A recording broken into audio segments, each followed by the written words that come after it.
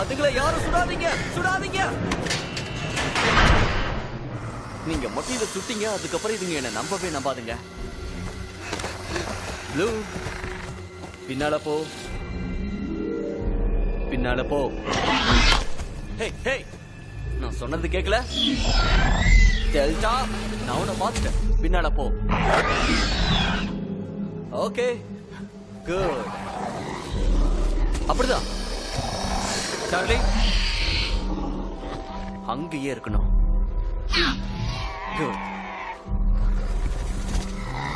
கேட்ட மூடுங்க. உனக்கு என்ன பைத்தியமா? ஒரு பிரச்சனையும் இல்ல. சீக்கிரம் கேட்ட மூடு.